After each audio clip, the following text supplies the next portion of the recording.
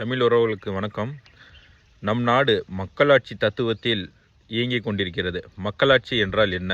அப்படி என்றால் மக்களால் மக்களுக்காக மக்களில் ஒருவர்களை தங்கள் தலைவர்களாக தேர்ந்தெடுத்துக் கொள்வதுதான் மக்களாட்சி. இதைதான் நம் முன்னாள் முதல்வர் அம்மையார் ஜெயலலிதா அவர்கள் மக்களால் நான் மக்களுக்காக நான் என்று சூளுரைத்தார்.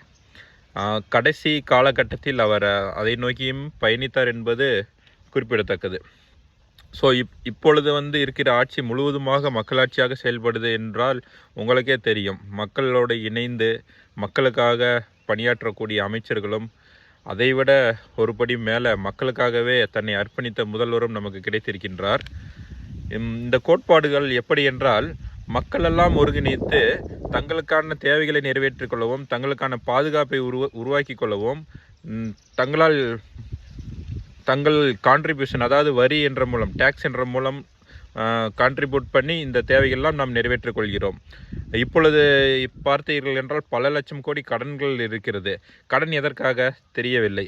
அதாவது நம்மளுடைய தேவைகளை அறிந்து நம்மளுடைய தேவைகளுக்காக தான் நமக்கு வரி போடுகிறார்கள். நம்மளுடைய தேவைகள் ரோடு, மின்சாரம் போன்றவை, தெருவிளக்கு, நம்மளுடைய பாதுகாப்புக்கான அந்த தொகையை நாமளே செலுத்தி விடுகிறோம் வரி மூலம். அதாவது இந்த நேரத்திலே நான் ஒன்று குறிப்பிட விரும்புகிறேன்.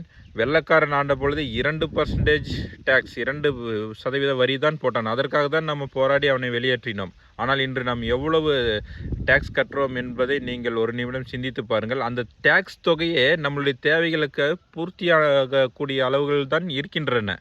அதை தாண்டி நம் கடன் வாங்க வேண்டிய அவசியமே இல்லை என்பது தான் நிதர்சனமான உண்மை.